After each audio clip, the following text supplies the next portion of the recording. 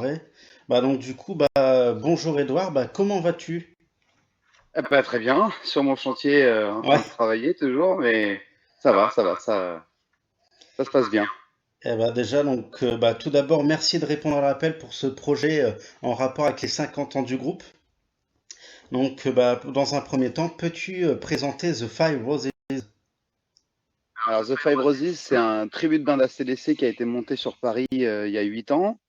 Je suis le chanteur du groupe et l'idée est partie, à force de chanter dans mon camion, à force d'écouter du AC/DC, et de voir que j'arrivais vocalement à atteindre les notes, pourquoi pas? Donc je me suis lancé dans la musique, sans connaître absolument rien, et en 8 années, on a monté un projet et on a été auditionné par un plus grand producteur en France qui s'appelle Richard Walter Productions, qui a été validé. Donc très logiquement, d'ici début 2024, on devrait partir sur une tournée en France avec le groupe. En tout cas, c'est une excellente nouvelle. J'ai vu le reportage sur 7 à 8 sur TF1 C'est ça. et franchement, ça m'a scotché, quoi, ça m'a bluffé. De voir un petit Merci peu beaucoup. Charpentier se mettre dans la peau de Brian Johnson, c'est juste encore formidable. Merci beaucoup. Ouais, c'est vrai que ça a été beaucoup de travail. 8 années en partant de rien, au fond d'une cave sur les premières répètes sous un bar. Euh, et puis petit, à petit, j'ai monté les échelons, j'ai fait des bonnes connaissances aussi au bon moment. Et puis aujourd'hui, je répète sur les plus grands studios de Paris C'est avec magnifique. mon petite équipe. Donc, voilà, beau parcours, je trouve. Non, franchement, franchement, félicitations en tout cas. Puis aussi, j'ai même cru voir que même sur scène, c'était à peu près le même montage comme ACDC également, les amplis Marshall, une bonne Ouais, batterie, les canons aussi qui sont fabriqués par toi et même aussi les ouais, instruments de cloche également. pareil, ouais, vu que je suis charpentier, on va dire que je suis le bricoleur du groupe. Et puis comme c'est voilà, j'aime bien entre guillemets faire pas mal de bricolage et tout ça. Que forcément, je me suis lancé dans un décor et en regardant les autres tribus de band, ce qui nous entourait entre guillemets, puisqu'on n'est pas les seuls à faire du AC/DC. C'est J'ai sûr. regardé un petit peu quelle était entre guillemets la dimension du décor qui pourrait nous démarquer des autres. Bon j'ai vu plus gros que les autres, C'est voilà, bien, c'est ce qu'il il faut. faut que tu envoies du lourd. Donc là, maintenant, on est à 6 canons de presque 1,50 m, 2 mètres C'est sur magnifique. 90 de large. Il y en a 6, plus 12 Marshall, plus une cloche d'1 m de diamètre par 1 m de haut, quasiment la même dimension que celle qu'ils avaient à Odenington. Donc, ouais, un beau décor, ouais, C'est un beau décor, qui ouais, visiblement. effectivement, c'est en tout cas vraiment chapeau. En même temps que j'ai cru voir que tu étais charpentier. Et j'ai cru voir aussi que ton titre préféré, c'est Walk All Over You. Alors, c'est pas mon titre préféré.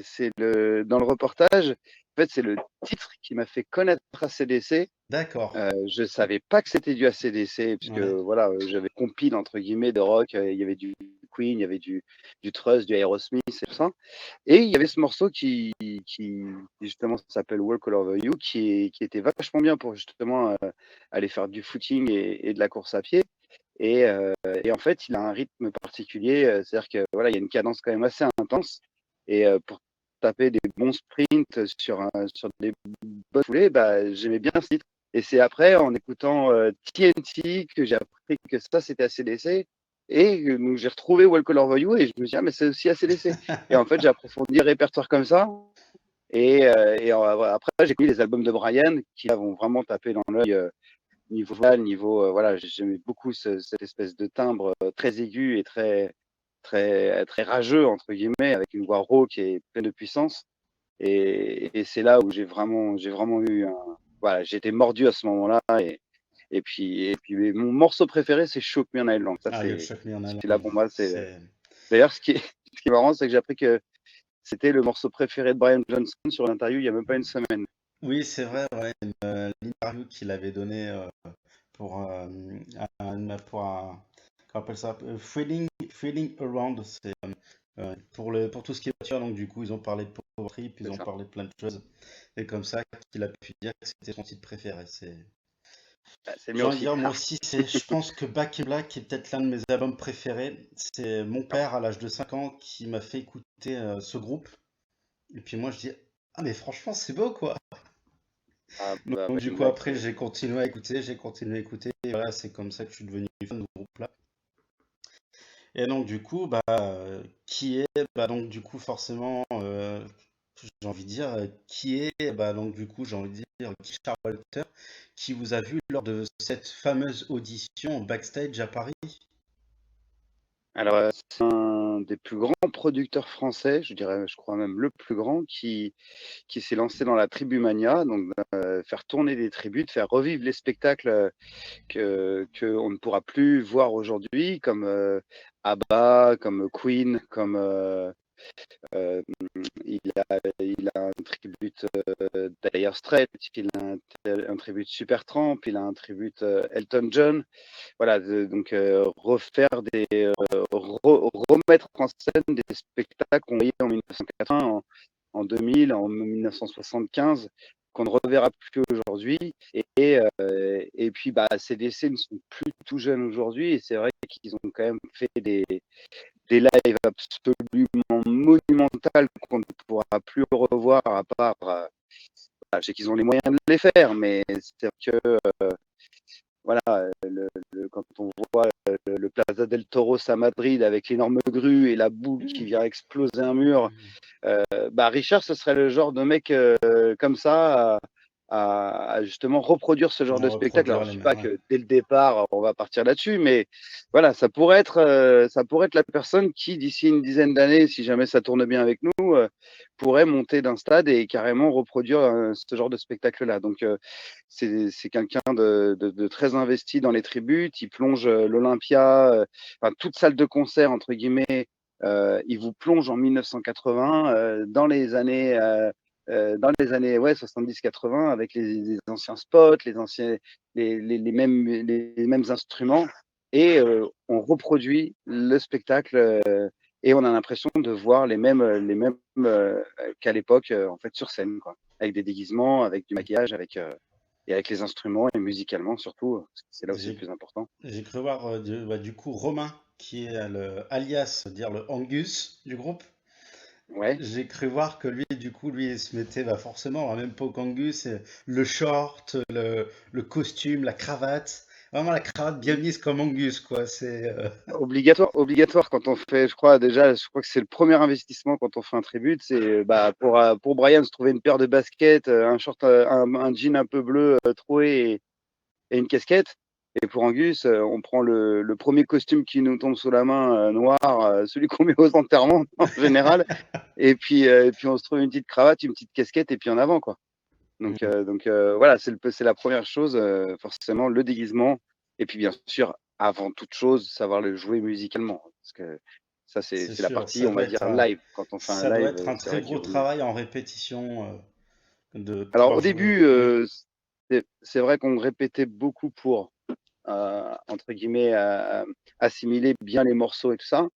Aujourd'hui, on répète beaucoup plus qu'avant parce qu'on va beaucoup dans le micro-détail et c'est des petits détails en fait qui font des grandes choses. Enfin, il y a plein de petits détails précis qui en fait fait en sorte qu'on arrive à se démarquer avec un bon Malcolm, avec un bon Angus, le solo parfait, la note parfaite, le moment parfait, le rythme parfait.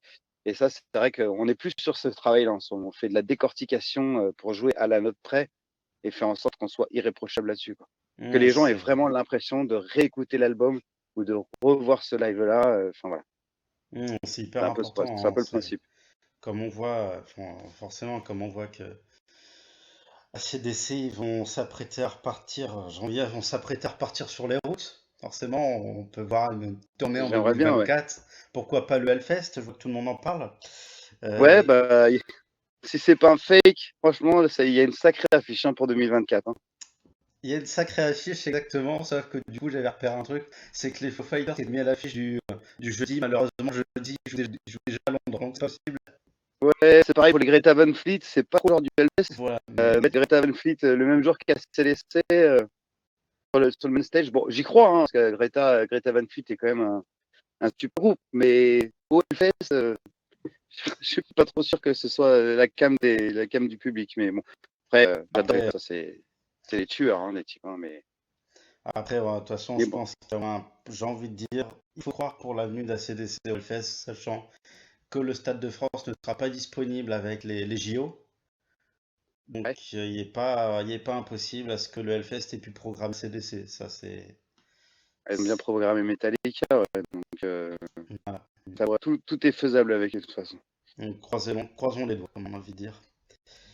Donc, du coup, et donc, du coup, Romain, également, forcément, vous devez à chaque fois regarder des vidéos régulièrement, comme voilà, regarder des vidéos régulièrement, enfin, reproduire les mêmes faits et gestes, enfin, la même position, être, par exemple, on voit que Brian et Angus, à chaque fois, ils sont toujours un peu côte à côte sur scène. C'est, vous faites, vous... Bah, il y a le travail visuel, ouais, le travail visuel sur scène et voilà, si on fait un concert d'ACDC sans faire un seul duck walk, avec un Angus statique et qui ne bouge pas, c'est vrai que bon. Et puis un Angus qui fait n'importe quoi aussi, c'est vrai qu'on sort du contexte. Angus, tout le monde a cette image d'un petit écolier qui fait du duck walk, qui court partout et qui a cette espèce de mou là, comme ça sur les lèvres, avec la casquette un peu baissée et des accords diaboliques.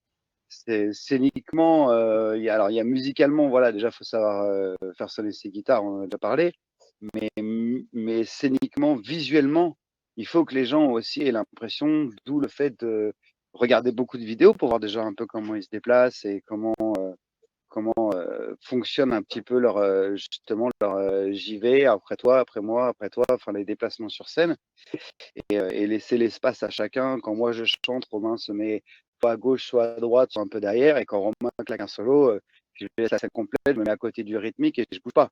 Et ça, c'est ce qu'ils Exactement. font, Mhm. en tout cas, c'est ce qu'ils faisaient en 1980.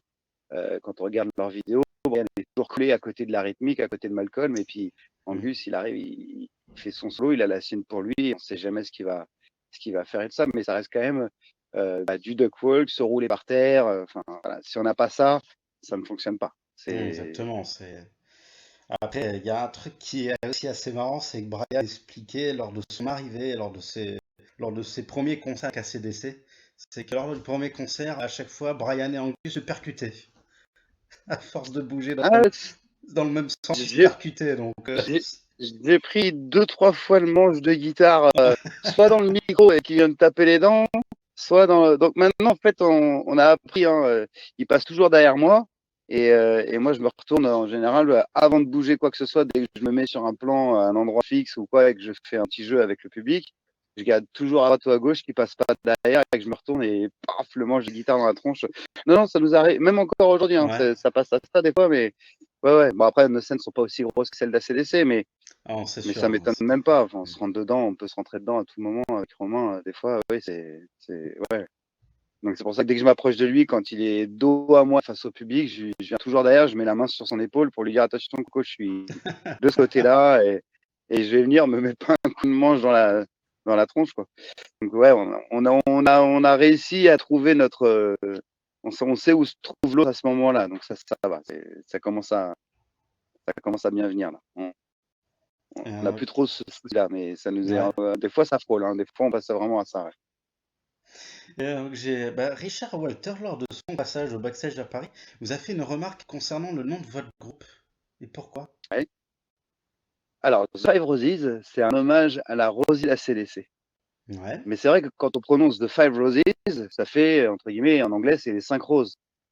On n'entend pas, ça se prononce exactement pareil. Et donc, il y a beaucoup de personnes d'ailleurs qui nous ont dit alors les 5 roses, comment ça va ou les four roses comme le whisky.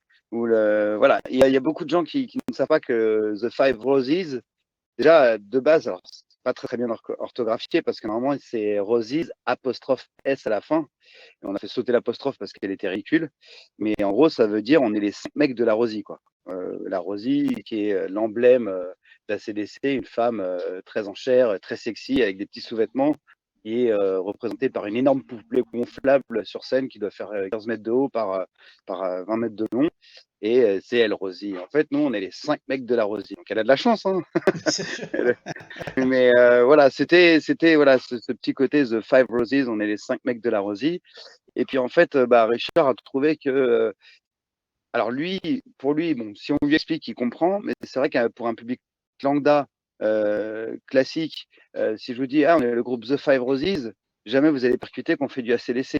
Par contre, si je vous dis, on est le groupe Highway to Hell, ou on est le groupe Hell's Bells, on est le groupe Highway to AC/DC, bah là déjà on sait de quoi on parle déjà dans les premiers en 4 secondes quoi. On C'est sait que sûr, ça va être effectivement.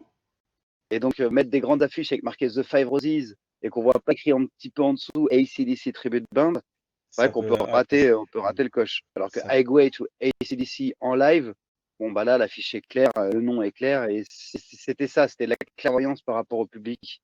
Le fait qu'ils disent bah il va falloir trouver un nom de groupe, du moins trouver un nom de spectacle qui correspond à du AC/DC et que les gens percutent que ce soit du AC/DC. Même si le mec n'a jamais entendu un morceau d'ACDC, il faut qu'il sache que c'est ACDC. Quoi. exactement. Donc là-dessus, on le suit hein, d'ailleurs, on n'est pas du Ouais. tout. Mhm. Nous, après, voilà, The Fibrosis, c'est une super histoire. Hein. Bon, bah, si jamais le nom change, bah, l'histoire continuera et puis sous un nom et donc l'histoire continue, tout va bien.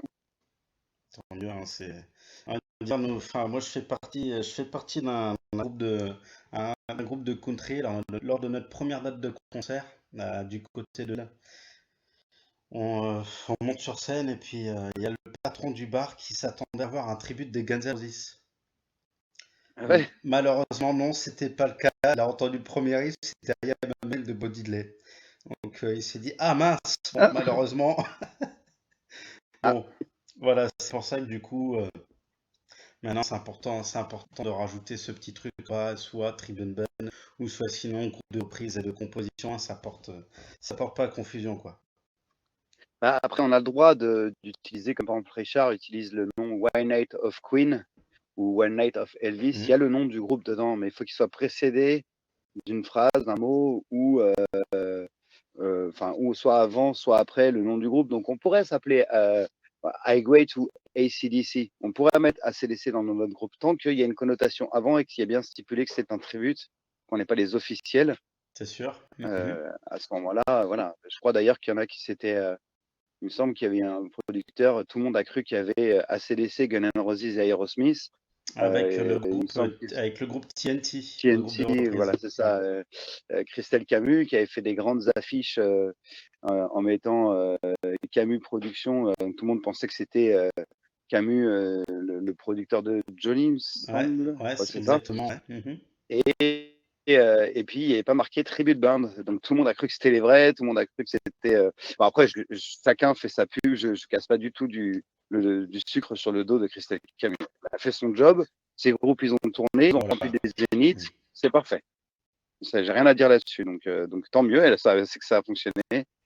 Mais c'est vrai qu'aujourd'hui, je crois il est interdit d'utiliser juste ACDC ou Guns N' Roses ou Aerosmith Encore, sans mettre si on Tribute doit Band en dessous. si on doit le mot ACDC, comme ils expliquaient lors d'un reportage sur France 3, c'est qu'ils sont obligés de faire une demande à la direction du groupe, quoi. C'est ça. Et donc, du coup, bah, forcément, lorsque j'ai pu interviewer Chris Light, il m'a parlé du formidable travail d'Axl Rose. Donc, toi, en tant que chanteur, comment tu as pu trouver la performance d'Axl Rose en remplaçant Brian? Alors, alors moi, j'ai vu Axl Rose sur la tournée qui a suivi, donc la tournée avec les Guns.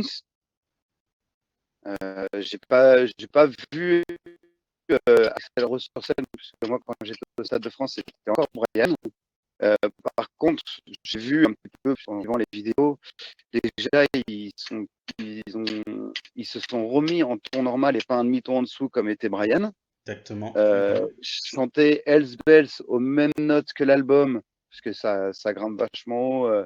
Brian le fait plus comme ça actuellement, et même je crois qu'il le fait plus depuis un bon moment déjà. Depuis la tournée de Axel, Black Ice. oh même avant, Parce que Steve Perry, puis ils étaient qu'au encore sur la tonalité originale. C'est à partir de 2003 exactement qu'ils ont changé de tonalité. la tonalité oui, mais Ouais. par contre le chanter sur les Ah notes, oui. je crois qu'il voilà. Oui, par contre la tonalité c'est à partir de Black Eyes qui sont Mm. descendus d'un demi-ton. Euh, mais par contre, là où Axel m'a bluffé, c'est que voilà, remettre en ton sur la même tonalité que les albums et ensuite reprolonger la tournée et rajouter en plus des morceaux parce que c'était plus 1h45, je crois que c'était presque 2h20, je crois, après leur concert. Ouais, là, Donc il y a eu sur des un morceaux de album que rajouter et tout j'avais ça. acheté de Philadelphie en 2016, le CD dure quasi 2h40. Ouais, c'est ça, 2h40, ouais. Donc c'est beau, ouais, Donc, en vrai, moi, je dis couillu la performance parce que franchement, fallait le faire. Euh, pour un mec comme ça, chanter aussi haut comme ça, enchaîner des dates dans des stades et puis en tonalité normale, moi, je dis chapeau. Après, c'est simplement le timbre de la voix où, bon, bah, voilà, c'est vrai que je suis pas un gros fan des Guns. J'aime bien, hein, mais Axl Rose, pour moi, c'est la voix des Guns N' Roses, c'est pas la voix exactement. d'ACDC, voilà. Par contre, j'ai vu Axl Rose après sur sa tournée. Là, j'étais au Stade de France sur le concert de 3h40. Là, j'ai vraiment pris entre guillemets une claque en me disant waouh, sacrée performance parce qu'il remet ça 2 jours après, puis 2 jours après, puis 2 jours après, puis 2 jours après. Enfin, c'est voilà. C'est un sacré travail, C'est- hein. C'est Ouais, ouais, non, lui, c'est un sacré chanteur. Bon, je crois qu'aujourd'hui, il commence à fatiguer. Je crois sur leur dernière tournée, là, il est un petit peu fatigué. Mais toujours là, toujours à bastonner, toujours à monter sur scène, toujours autant de public, donc toujours aimé, hein, entre guillemets. Donc ça fonctionne. et donc Malcolm Young qui était le pilier du groupe avec Angus, est-ce que c'est un petit peu la même chose pour vous dans le groupe? Est-ce que votre guitariste rythmique est le pilier du groupe? Ou c'est là où est-ce que tout le monde est pilier en même temps, quoi? Alors on est un peu tous piliers, mais il est vrai que notre Malcolm, c'est celui qui a le plus de cartes dans son jeu, entre guillemets. C'est celui il sait faire, en fait, il est soliste dans le tribut de Guns N' Roses. D'accord. Et c'est un sacré soliste. Donc il interprète Slash dans un tribut à Guns N' Roses et il fait la rythmique chez nous. Pour l'instant, on n'a pas trouvé plus fort que lui. Parce que pour reprendre les notes, mais pile poil comme Malcolm, avec la même façon de jouer. Et puis c'est surtout que voilà, il sait faire rythmiquement, il sait faire de la batterie. Il a déjà chanté du Aerosmith dans un autre groupe. Il a déjà, enfin voilà, il sait faire une multitude de choses. Et puis c'est surtout qu'il est d'une précision dans chaque chose qu'il fait. Donc, musicalement, pour moi, hein, musicalement, c'est lui le pilier du groupe. Ça, c'est vrai. Ouais. Après, dans tout ce qui est organisation, c'est moi qui m'occupe un petit peu de la gérance, entre guillemets, de tout ce qui est trouver les dates, m'organiser et tout ça avec les organisateurs. Après, on s'arrange avec tout le monde, on monte le projet avec tout le monde sur une date ou quelque chose comme ça. Mais c'est vrai qu'en répétition, c'est plus lui qui va guider un petit peu, lui et le batteur, parce qu'ils sont professionnels, enfin le batteur est professionnel aussi, qui vont guider le groupe. Enfin, tout le monde met la main un peu à la pâte musicalement, mais c'est vrai que celui qui a le plus d'expérience, en tout cas, c'est notre rythmique, ouais. D'accord. C'est, franchement, c'est vrai que pour trouver, enfin, dire pour moi aussi qui ai voulu monter il y a peut-être 3 4 ans de ça, un début à CDC, c'est vrai que c'est hyper compliqué de pouvoir trouver un guitariste rythmique qui est quasi dans la Ah peau de ouais, Malcolm, quoi. Malcolm est il y a du irremplaçable. monde qui, On peut pas le bouger, quoi. il y a du monde qui sont passés chez nous. On en a eu des super, mais avec qui, entre guillemets, dans la vie de tous les jours, ça n'aurait pas pu coller. Enfin, dans la personnalité de la personne, ça ne collait pas. On en a eu un énorme qui a, en une répétition, a appris. On avait notre rythmique qui n'était pas dispo à ce moment-là. Et ce jeune s'est pointé. Enfin, ce jeune, il doit avoir mon âge, mais bon, on est jeune, quoi. Et ce mec s'est pointé et on nous l'avait conseillé. En une répète, il nous a torché le setlist, mais alors à la perfection, sur scène, parfait. Aucune faute, aucune erreur, mais par contre, il était tellement débordé qu'il ne pouvait pas rester avec nous. Il travaillait sur 5 à 6 groupes à la fois, donc c'était un peu compliqué. J'ai plus son prénom en tête. Alors, c'est un peu. Je me rappelle plus de son prénom. Mais incroyable. Et puis voilà, donc là, on a trouvé, entre guillemets, enfin, l'équipe qu'on a aujourd'hui, c'est vrai que c'est la Ça m'a bonne l'air formule entre d'être en tout cas une humaine. très bonne équipe, hein. En jouant un petit peu enfin, les prestations sur YouTube et sur les réseaux, je vois que ça m'a l'air d'être une bonne équipe, hein, sur scène. Ouais, là, je crois si on devait perdre un élément aujourd'hui, ça va être compliqué de retrouver la même chose, que C'est ce sûr. soit musicalement, humainement, voilà, la personnalité et tout ça. C'est vrai que ouais, là pour l'instant, on a une espèce de dream team qu'on lâchera pas comme ça. Et en tout cas, j'ai envie de dire, bah, pour The Five Roses, en tout cas, bah, une très bonne continuation. Voilà. Peut-être que si vous passez par l'île, bah, en tout cas, je serai là avec plaisir. Voilà, Bah, merci beaucoup, bah, hein, je on a viendrai vous hâte, voir, ouais. hein, Et puis voilà, puis un dernier mot pour les fans de la CDC, ainsi que si vous avez un mot peut-être à donner aux membres, même aux autres membres. Ah, est-ce que moi j'ai un ancien mot à donner aux fans d'ACD ou aux anciens membres? On vous retrouve sur la route quand vous voulez, où vous voulez. On a hâte de faire votre connaissance et de découvrir un peu toutes les régions de France dans la tournée qui nous attend. Et puis, comme on dit, let's rock. Voilà, en tout cas, bah, merci beaucoup toi Edouard, et puis bah, bonne continuation pour la suite avec les Five Roses, et puis on continue à suivre ACDC également de notre côté. Ça marche, merci beaucoup. Merci beaucoup. Salut, ciao, ciao.